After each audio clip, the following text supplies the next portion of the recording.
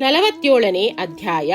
ವೀರಭದ್ರಪ್ಪ ಮತ್ತು ಚನ್ನಬಸಪ್ಪ, ಕಪ್ಪೆ ಮತ್ತು ಸರ್ಪ ಇವರ ಕಥೆಗಳು. ಬಾಬಾ ಅವರು ವದನಾರವಿಂದವು ಮಂಗಳಕರವಾದದ್ದು. ನಾವು ಅವರನ್ನು ಒಮ್ಮೆ ದೃಷ್ಟಿಸಿ ನೋಡಿದರೆ ಸಾಕು. ಅವರು ನಮ್ಮ ಪೂರ್ವಜನ್ಮದ ಅನೇಕ ದುಃಖಗಳನ್ನು ನಿರ್ಮೂಲ ಮಾಡಿ ನಮ್ಮನ್ನು ಆಶೀರ್ವದಿಸುತ್ತಾರೆ. ನಮ್ಮ ಮೇಲೆ ಅವರ ಕೃಪಾದೃಷ್ಟಿಯು ಬಿದ್ದರೆ ನಮ್ಮ ಕರ್ಮಬಂಧವು ಬಿಡುಗಡೆಯಾಗಿ ನಮಗೆ ಅತಿಶಯವಾದ ಆನಂದವು ದೊರಕುತ್ತದೆ. ಪರಮ ಪಾವನೆಯಾದ ಗಂಗೆಯು ತನ್ನಲ್ಲಿ ಮಿಂದವರೆಲ್ಲರ ಪಾಪಗಳೆಲ್ಲವನ್ನೂ ನಿರ್ಮೂಲ ಮಾಡುತ್ತಾಳೆ ಅಲ್ಲವೇ? ಆದರೆ ಅವಳು ಸಂತರು ತನ್ನಲ್ಲಿ ಬಂದು ಮಿಂದು ಅವರ ಪಾಪ ಧೂಳಿಯಿಂದ ತನ್ನಲ್ಲಿರುವ ಪಾಪಗಳನ್ನು ಅಳೆಯಲೆಂದು ಆಶಿಸುತ್ತಾಳೆ. ಶ್ರೀ ಸಾಯಿಯು ಸಂತ ಶ್ರೇಷ್ಠರಲ್ಲಿ ಅನರ್ಘ್ಯರತ್ನ. ಈಗ ಅವರೇ ಹೇಳಿರುವ ಈ ಕಥೆಗಳನ್ನು ಕೇಳಿರಿ. ಕಪ್ಪೆ ಮತ್ತು ಸರ್ಪ. ಒಂದು ದಿನ ಬೆಳಗ್ಗೆ ಉಪಹಾರವಾದ ನಂತರ ಅಡ್ಡಾಡುತ್ತಾ ಒಂದು ಸಣ್ಣ ನದಿಯ ದಡಕ್ಕೆ ಬಂದೆನು. ನನಗೆ ಆಯಾಸವಾಗಿತ್ತು. ಅಲ್ಲಿ ಸ್ವಲ್ಪ ವಿಶ್ರಮಿಸಿಕೊಂಡ ನಂತರ ಕೈಕಾಲು ತೊಳೆದು ಸ್ನಾನ ಮಾಡಿ ಕುಳಿತಿದ್ದೆ. ಗಾಳಿ ತಣ್ಣಗೆ ಬೀಸುತ್ತಿತ್ತು. ನಾನು ಚಿಲುಮೆ ಸೇದಲು ಶುರು ಮಾಡಿದೆ. ಆಗ ಒಂದು ಕಪ್ಪೆ ಡರಾವ್ ಡರಾವ್ ಎಂದು ಒದರುವ ಶಬ್ದ ಕೇಳಿ ಬಂದಿತು. ಚಿಲುಮೆ ಸೇದಬೇಕು ಎನ್ನುವುದರೊಳಗಾಗಿ ದಾರಿಕಾರನೊಬ್ಬನು ನನ್ನ ಸಮೀಪಕ್ಕೆ ಬಂದನು. ಅವನು ನನಗೆ ನಮಸ್ಕರಿಸಿ ತನ್ನ ಮನೆಗೆ ನನ್ನನ್ನು ಊಟಕ್ಕೆ ಆಮಂತ್ರಿಸಿದನು. ಅವನು ಚಿಲುಮೆ ಹೊತ್ತಿಸಿ ನನಗೆ ಕೊಟ್ಟನು. ಪುನಃ ಕಪ್ಪೆಯ ಶಬ್ದ ಕೇಳಿಸಿತು. ದಾರಿಕಾರನು ಕುತೂಹಲದಿಂದ ಅದು ಏನೆಂದು ಕೇಳಿದನು. ಆಗ ನಾನು, ಒಂದು ಕಪ್ಪೆ ತೊಂದರೆಯಲ್ಲಿ ಇದೆ. ಅದು ತನ್ನ ಇಂದಿನ ಜನ್ಮದ ಕರ್ಮಫಲವನ್ನು ಅನುಭವಿಸುತ್ತಿದೆ. ನಾವು ಪೂರ್ವ ಜನ್ಮದಲ್ಲಿ ಬಿತ್ತಿದ ಬೀಜದ ಫಲವನ್ನು ಈಗ ಅನುಭವಿಸಲೇಬೇಕು. ದುಃಖಿಸುವುದರಿಂದ ಏನೂ ಪ್ರಯೋಜನವಿಲ್ಲ ಎಂದೆನು. ನಂತರ ದಾರಿಕಾರನು ಅವುಗಳನ್ನು ನೋಡಲು ಹೊರಟನು. ಆಗ ನಾನು, ಒಂದು ಕಪ್ಪೆ ಸರ್ಪದ ಬಾಯಿಗೆ ಸಿಕ್ಕು ಒದರುತ್ತಿದೆ. ಅವು ಎರಡೂ ಇಂದಿನ ಜನ್ಮದಲ್ಲಿ ವೈರಿಗಳಾಗಿದ್ದವು. ಈಗ ಅವು ತಮ್ಮ ಕರ್ಮಫಲವನ್ನು ಅನುಭವಿಸುತ್ತಿವೆ ಎಂದೆನು. ಅವನು ಆ ಕಡೆ ಹೋಗಿ ನೋಡಲು ಒಂದು ಕಾಳಸರ್ಪವು ಒಂದು ದೊಡ್ಡ ಕಪ್ಪೆಯನ್ನು ಬಾಯಿಯಲ್ಲಿ ಹಿಡಿದದ್ದನ್ನು ಕಂಡನು. ಅವನು ಹಿಂತಿರುಗಿ ಇನ್ನು 10-12 ನಿಮಿಷಗಳಲ್ಲಿ ಸರ್ಪವು ಕಪ್ಪೆಯನ್ನು ನುಂಗಿಬಿಡುವುದೆಂದು ತಿಳಿಸಿದನು. ಅದಕ್ಕೆ ನಾನು, ಸಾಧ್ಯವಿಲ್ಲ.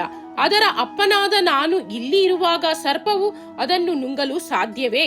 ಹಾಗಾದರೆ ನಾನು ಇಲ್ಲಿ ಇರುವುದಾದರೂ ಏಕೆ? ಕಪ್ಪೆಯನ್ನು ಹೇಗೆ ರಕ್ಷಿಸುವೆನೆಂಬುದನ್ನು ನೋಡು ಎಂದೆನು. ಚಿಲುಮೆ ಎಳೆದ ನಂತರ ನಾವು ಆ ಸ್ಥಳಕ್ಕೆ ಧಾವಿಸಿದೆವು. ಅವನು ಸರ್ಪವು ನಮ್ಮ ಮೇಲೆ ಎರಗಿ ಬೀಳುವುದೋ ಎಂಬ ಭಯದಿಂದ ನನ್ನನ್ನು ಮುಂದೆ ಹೋಗುದಂತೆ ತಡೆದನು. ಅದನ್ನು ಲೆಕ್ಕಿಸದೆ ನಾನು ಮುಂದೆ ಹೋಗಿ ಆ ಸರ್ಪವನ್ನು ಕುರಿತು, ವೀರಭದ್ರಪ್ಪ, ನಿನ್ನ ಶತ್ರುವಾದ ಬಸಪ್ಪನು ಕಪ್ಪೆಯಾಗಿ ಹುಟ್ಟಿದ ನಂತರವೂ ಪಶ್ಚಾತ್ತಾಪಗೊಂಡಿಲ್ಲವೇ? ನೀನೂ ಸಹ ಸರ್ಪವಾಗಿ ಹುಟ್ಟಿದ ನಂತರವೂ ನಿನ್ನ ದ್ವೇಷವನ್ನು ತ್ಯಜಿಸಿಲ್ಲವೇ? ನಾಚಿಕೆಯಿಂದ ನಿನ್ನ ದ್ವೇಷ ಬಿಟ್ಟು ಶಾಂತವಾಗಿರು ಎಂದೆನು. ಇದನ್ನು ಕೇಳಿದ ನಂತರ ಸರ್ಪವು ಕಪ್ಪೆಯನ್ನು ಬಿಟ್ಟು ನೀರಿನಲ್ಲಿ ಮುಳುಗಿ ಮಾಯವಾಯಿತು. ಕಪ್ಪೆಯು ಪೊದೆಯಲ್ಲಿ ಓಡಿ ಅಡಗಿತು. ದಾರಿಕಾರನಿಗೆ ಆಶ್ಚರ್ಯವಾಯಿತು. ಅವನು, ನಿಮ್ಮ ಮಾತುಗಳನ್ನು ಕೇಳಿದ ನಂತರ ಹೇಗೆ ಸರ್ಪವು ಕಪ್ಪೆಯನ್ನು ಬಿಟ್ಟಿತು? ವೀರಭದ್ರಪ್ಪ ಯಾರು? ಬಸಪ್ಪ ಯಾರು? ಅವರಿಬ್ಬರ ದ್ವೇಷಕ್ಕೆ ಕಾರಣವೇನು ಎಂದು ಕೇಳಿದೆನು. ಆಗ ನಾನು ಪುನಃ ಮರದ ನೆರಳಿಗೆ ಬಂದು ಅವನಿಗೆ ಚಿಲುಮೆ ಕೊಟ್ಟು ಆ ರಹಸ್ಯವನ್ನು ಹೇಳಿದೆನು. ನನ್ನ ಊರಿನಿಂದ 4-5 ಮೈಲಿಗಳ ದೂರದಲ್ಲಿ ಒಂದು ಮಹಾದೇವನ ದೇವಸ್ಥಾನವಿತ್ತು. ದೇವಸ್ಥಾನವು ಬಹಳ ಹಳೆಯದಾಗಿ ಬಿದ್ದು ಹೋಗಿತ್ತು. ಅಲ್ಲಿಯ ನಿವಾಸಿಗಳು ಆ ದೇವಾಲಯದ ಜೀರ್ಣೋದ್ಧಾರಕ್ಕಾಗಿ ಹಣ ಸೇಕರಿಸಿ ಅದರ ದುರಸ್ತಿ ಕಾರ್ಯವನ್ನು ಆರಂಭಿಸಿದರು. ಸ್ಥಳೀಯ ಶ್ರೀಮಂತನೊಬ್ಬನು ಕೋಶಾಧಿಕಾರಿಯನ್ನಾಗಿ ನೇಮಿಸಿ ಮೇಲ್ವಿಚಾರಣೆಯನ್ನು ಅವನಿಗೆ ವಹಿಸಲಾಯಿತು. ಅವನು ಲೆಕ್ಕಪತ್ರಗಳನ್ನು ಸರಿಯಾಗಿ ಇಡಬೇಕಿತ್ತು. ಆದರೆ ಅವನು ಬಹಳ ಕೃಪಣ. ದೇವಸ್ಥಾನ ದುರಸ್ತಿಗಾಗಿ ಸ್ವಲ್ಪ ಹಣ ವೆಚ್ಚ ಮಾಡಿದನು. ಕೆಲಸ ಮಾತ್ರ ಮುಂದುವರಿಸಲಿಲ್ಲ. ಹೀಗೆ ಎಲ್ಲಾ ಹಣವನ್ನು ವೆಚ್ಚ ಮಾಡಿದೆನೆಂದು ಹೇಳಿ ಸಾಕಷ್ಟು ಹಣವನ್ನು ಕಬಳಿಸಿದನು. ಮಾತಿನಲ್ಲಿ ಬಹಳ ಒರಟಾಗಿ ಕೆಲಸ ನಡೆಯದಿದ್ದುದಕ್ಕೆ ಏನಾದರೂ ಕಾರಣ ಹೇಳಿ ಕಾಲವನ್ನು ಕಳೆಯುತ್ತಿದ್ದನು. ಜನರು ಅವನ ಹತ್ತಿರ ಹೋಗಿ ಅವನ ಸಹಾಯವಿಲ್ಲದೆ ದುರಸ್ತಿ ಕೆಲಸ ಶೀಘ್ರವಾಗಿ ಮುಗಿಯುವುದಿಲ್ಲ ಎಂದು ಹೇಳಿದನು. ಅವರು ಮತ್ತೊಂದು ಯೋಜನೆಯನ್ನು ತಯಾರಿಸಿ ಹಣವನ್ನು ಅವನಿಗೆ ಕೊಡಿಸಿ ಕಳುಹಿಸಿದರು. ಅವನು ಅದನ್ನು ಸಹ ತಿಂದು ಹಾಕಿದುದರಿಂದ ದೇವಾಲಯ ಸರಿಪಡಿಸುವ ಕೆಲಸ ನಡೆಯಲೇ ಇಲ್ಲ. ಇದಾದ ಕೆಲವು ದಿನಗಳ ನಂತರ ಮಹಾದೇವನು ಅವನ ಪತ್ನಿಯ ಕನಸಿನಲ್ಲಿ ಕಾಣಿಸಿಕೊಂಡು, ನೀನು ಹೋಗಿ ದೇವಾಲಯದ ಗೋಪುರದ ಕೆಲಸಕ್ಕೆ ಕೈ ಹಾಕು. ನೀನು ಖರ್ಚು ಮಾಡಿದುದಕ್ಕೆ 100 ಮುಡಿಯಾಗಿ ನಾನು ಕೊಡುವೆನು ಎಂದು ಹೇಳಿದನು. ಅವಳು ತನ್ನ ಕನಸನ್ನು ಪತಿಗೆ ಹೇಳಿದನು. ಅವನು ಇದನ್ನು ಕೈಗೊಂಡರೆ ತನ್ನ ಕೈಯಿಂದ ಬಹಳ ಹಣ ವೆಚ್ಚವಾಗುವುದು ಎಂದು ಭಾವಿಸಿ ಅದು ಬರಿಗನಸು ಮಾತ್ರ ಎಂದು ಉದಾಸೀನ ಭಾವದಿಂದ ನಕ್ಕು, ಇದನ್ನು ನಂಬಲಾಗದು, ಆಗಿದ್ದರೆ ಮಹಾದೇವ ನನಗೆ ಯಾಕೆ ಕಾಣಿಸಿಕೊಳ್ಳಬಾರದಾಗಿತ್ತು? ನಾನೇನು ನಿನ್ನಿಂದ ದೂರದಲ್ಲಿದ್ದೇನೆ? ಪತಿ ಪತ್ನಿಯರಲ್ಲಿ ವೈಮನಸ್ಸು ತರಲು ಉದ್ದೇಶಿಸಿದ ಕೆಟ್ಟ ಸ್ವಪ್ನ ಅದು ಎಂದು ಸುಮ್ಮನಾದನು. ಅವಳು ಸಹ ಸುಮ್ಮನಿರಬೇಕಾಯಿತು. ದಾನಿಗಳಿಂದ ದೇವರು ಅವರ ಅಪೇಕ್ಷೆಗೆ ವಿರುದ್ಧವಾದುದನ್ನು ಅಪೇಕ್ಷಿಸುವುದಿಲ್ಲ. ದಾನವು ಕೇವಲ ತೃಣ ಮಾತ್ರವಾದರೂ ಅದನ್ನು ಮನಪೂರ್ವಕವಾಗಿ ಅರ್ಪಿಸಿದರೆ ದೇವರಿಗೆ ಪ್ರೀತಿ. ಕೆಲವು ದಿನಗಳ ನಂತರ ದೇವರು ಅವಳ ಸ್ವಪ್ನದಲ್ಲಿ ಮತ್ತೆ ಕಾಣಿಸಿಕೊಂಡು, ನಿನ್ನ ಪತಿಯನ್ನು ಕುರಿತು ಚಿಂತಿಸಬೇಡ, ಅವನ ಹಣದ ಅಗತ್ಯವಿಲ್ಲ, ನಿನಗೆ ಇಷ್ಟವಿದ್ದರೆ ನಿನ್ನ ಸ್ವಂತ ಹಣವನ್ನು ಖರ್ಚು ಮಾಡು ಎಂದು ಹೇಳಿ ಅಂತರ್ಧನಾದನು. ಈ ವಿಚಾರವನ್ನು ಅವಳು ತನ್ನ ಪತಿಯೊಂದಿಗೆ ಸಮಾಲೋಚಿಸಿ ತನ್ನ ತವರು ಮನೆಯವರು ಕೊಟ್ಟ ಆಭರಣಗಳನ್ನು ಜೀರ್ಣೋದ್ಧಾರ ಕಾರ್ಯ ನಿಮಿತ್ತ ಉಪಯೋಗಿಸಲು ನಿರ್ಧರಿಸಿದಳು. ಆ ಕೃಪಣನು ಈಗ ಪರಮಾತ್ಮನಿಗೆ ಸಹ ಮೋಸ ಮಾಡಬೇಕೆಂದು ಆಭರಣಗಳಿಗೆ ಕಡಿಮೆ ಬೆಲೆ ಕಟ್ಟಿ 1000 ರೂಗಳಿಗೆ ತಾನೇ ಆ ಆಭರಣಗಳನ್ನು ತಾನೇ ಕೊಂಡುಕೊಂಡನು. ಆದರೆ ಆ 1000 ರೂಗಳ ಬದಲಾಗಿ ದೇವರಿಗೋಸ್ಕರ ಒಂದು ಜಮೀನನ್ನು ಕೊಡುವುದಾಗಿ ಹೇಳಿದನು. ಎಂಡಿ ಭಾಗಕ್ಕೆ ಹೊರಟಾಗ ಎಡದಿಂದ ಬಲಕ್ಕೆ ನಾನಾ ಸಾಹೇಬ, ನಿಮೋಣಕರ, ಬಾಬಾ ಮತ್ತು ಬಾಪು ಸಾಹೇಬ ಬೂಟಿ ಛತ್ರಿ ಹಿಡಿದವರು ಬಾಗೋಜಿ ಸಿಂಗ್. ಅದಕ್ಕೆ ಪತ್ನಿ ಒಪ್ಪಿದಳು. ಆದರೆ ಆ ಜಮೀನು ಡುಬುಕಿ ಎಂಬ ಹೆಸರಿನ ಮುದುಕಿ ಅವನಿಗೆ 2000 ರೂಪಾಯಿಗಳಿಗೆ ಒತ್ತೆ ಹಾಕಿದ್ದು ಇತ್ತು. ಅದು ಫಲವತ್ತು ಆಗಿರಲಿಲ್ಲ. ಆ ಭೂಮಿಯನ್ನು ಪೂಜಾರಿಯು ವಶಕ್ಕೆ ಕೊಡಲಾಯಿತು. ಕೆಲವು ಕಾಲದ ನಂತರ ಆಶ್ಚರ್ಯಕರವಾದ ಸಂಗತಿ ನಡೆದು ಹೋಯಿತು. ಒಂದು ದಿನ ಭಯಂಕರ ಮಳೆ ಬಿರುಗಾಳಿ ಬಂದು ಕೃಪಣನ ಮನೆಗೆ ಸಿಡಿಲು ಬಡಿದು ಅವನು, ಅವನ ಪತ್ನಿ ಮತ್ತು ಡಬುಕಿ ಮೂವರೂ ಮೃತರಾದರು. ಆ ಕೃಪಣನು ಮರುಜನ್ಮದಲ್ಲಿ ಮಥುರೆಯ ಬ್ರಾಹ್ಮಣ ವಂಶದಲ್ಲಿ ವೀರಭದ್ರಮ್ಮಪ್ಪನಾಗಿ ಹುಟ್ಟಿದನು. ಅವನ ಹೆಂಡತಿಯು ದೇವಾಲಯದ ಪೂಜಾರಿಯ ಮಗಳಾಗಿಯೂ ಡುಬುಕಿಯು ಚನ್ನಬಸಪ್ಪನಾಗಿಯೂ ಜನ್ಮ ತಾಳಿದರು. ಆ ದೇವಾಲಯದ ಅರ್ಚಕನು ನನ್ನ ಮಿತ್ರನಾಗಿದ್ದನು. ಅವನು ಆಗಾಗ್ಗೆ ನನ್ನ ಸಲಹೆ ಪಡೆಯುತ್ತಿದ್ದನು. ಅವನ ಪುತ್ರಿಯಾದ ಗೌರಿಯೂ ಸಹ ನನ್ನಲ್ಲಿ ಪ್ರೀತಿ, ವಿಶ್ವಾಸ ಮತ್ತು ಗೌರವದಿಂದ ಇದ್ದಳು. ಹುಡುಗಿಯು ಪ್ರಾಪ್ತ ವಯಸ್ಕಳಾದಳು. ಅರ್ಚಕನಿಗೆ ಅವಳ ಮದುವೆ ನೆರವೇರಿಸುವಂತೆ ಚಿಂತೆ ಶುರುವಾಯಿತು. ವರನನ್ನು ಹುಡುಕ ಹತ್ತಿದರು. ಗೌರಿಯನ್ನು ವೀರಭದ್ರಪ್ಪನಿಗೆ ಕೊಟ್ಟು ವಿವಾಹ ಮಾಡಲಾಯಿತು.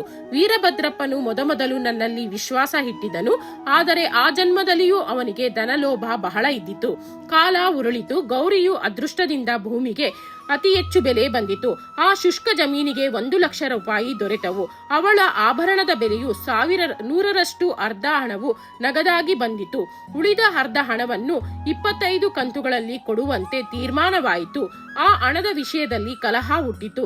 ನನ್ನ ಹತ್ತಿರ ಪಂಚಾಯಿತಿಗೆ ಬಂದರು. ಆಗ ನಾನು, ಆ ಜಮೀನು ದೇವರಿಗೆ ಸೇರಿದ್ದು, ಅದರ ಹಕ್ಕು ಪೂಜಾರಿಯದೆಂದು, ಅದರ ಮಾಲೀಕರು ಗೌರಿ ಎಂದು, ಅವಳ ಅನುಮತಿ ಇಲ್ಲದೆ 1 ಕಾಸು ಕೂಡ ಮುಟ್ಟಲು ಅವಳ ಗಂಡನಿಗೆ ಅಧಿಕಾರವಿಲ್ಲವೆಂದು ತೀರ್ಮಾನ ಕೊಟ್ಟೆನು. ಇದನ್ನು ಕೇಳಿದ ವೀರಭದ್ರಪ್ಪನು ನನ್ನ ಮೇಲೆ ಕೋಪಗೊಂಡು ಗೌರಿಯ ಹಕ್ಕನ್ನು ಹಲ್ಲಗೆಳೆದು ನಾನು ಹಣ ಪಡೆಯಲು ಇಚ್ಛಿಸಿರುವೆನೆಂದು ಆರೋಪಿಸಿದನು. ಅವನ ನುಡಿಗಳನ್ನು ಕೇಳಿ ದೇವರೇ ಎಂದು ಸ್ತಬ್ಧನಾದೆನು. ವೀರಭದ್ರಪ್ಪನು ಹೆಂಡತಿಯನ್ನು ತೆಗಳಿದನು. ಗೌರಿಯು ಮಧ್ಯಾಹ್ನ ನನ್ನ ಹತ್ತಿರ ಬಂದು, ನನ್ನ ಗಂಡನ ನುಡಿಗಳಿಂದ ನಿಮಗೆ ನೋವಾಗಿರಬಹುದು, ಆದರೆ ನೀವು ನನ್ನ ಕೈ ಬಿಡಬೇಡಿ ಎಂದು ಅಂಗಲಾಚಿ ಬೇಡಿಕೊಂಡಳು. ಹೀಗೆ ಅವಳು ನನ್ನಲ್ಲಿ ಶರಣಾಗತಳಾದುದರಿಂದ ನಾನು ಸಪ್ತ ಸಮುದ್ರಗಳನ್ನಾದರೂ ದಾಟಿ ಅವಳನ್ನು ರಕ್ಷಿಸುವೆನೆಂದು ಅಭಯ ಕೊಟ್ಟೆನು.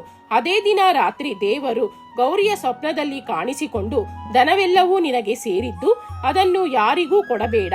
ಚನ್ನಬಸಪ್ಪನನ್ನು ಸಂಧಿಸಿ ಅವನೊಡನೆ ಆಲೋಚಿಸಿ ಸ್ವಲ್ಪ ಹಣವನ್ನು ದೇವಾಲಯಕ್ಕೆ ವಿನಿಯೋಗಿಸಿ ನಿನ್ನ ಸ್ವಂತ ಖರ್ಚಿಗೆ ಬೇಕಾದರೆ ಮಸೀದಿಯಲ್ಲಿರುವ ಬಾಬಾ ಅವರ ಸಲಹೆ ಪಡೆ ಎಂದು ಹೇಳಿ ಮಾಯವಾದನು. ಗೌರಿಯು ಇದನ್ನು ನನಗೆ ತಿಳಿಸಿದಳು. ನಾನು ಸರಿಯಾದ ಮಾರ್ಗದರ್ಶನ ನೀಡಿದೆ. ಅಸಲನ್ನು ನೀನೇ ಇಟ್ಟುಕೊಂಡು ಬಡ್ಡಿಯ ಅರ್ಧ ಭಾಗವನ್ನು ಚನ್ನಬಸಪ್ಪನಿಗೆ ಕೊಡು ಎಂದು ಹೇಳಿ ವೀರಭದ್ರಪ್ಪನಿಗೆ ಇದರಲ್ಲಿ ಲೇಷ ಮಾತ್ರವೂ ಹಕ್ಕಿಲ್ಲ ಎಂದೆನು. ಹೀಗೆ ಹೇಳುತ್ತಿರುವಾಗ ಚನ್ನಬಸಪ್ಪ ಮತ್ತು ವೀರಭದ್ರಪ್ಪನು ಇಬ್ಬರೂ ಕಲಹ ಮಾಡುತ್ತಾ ನನ್ನ ಬಳಿಗೆ ಬಂದರು.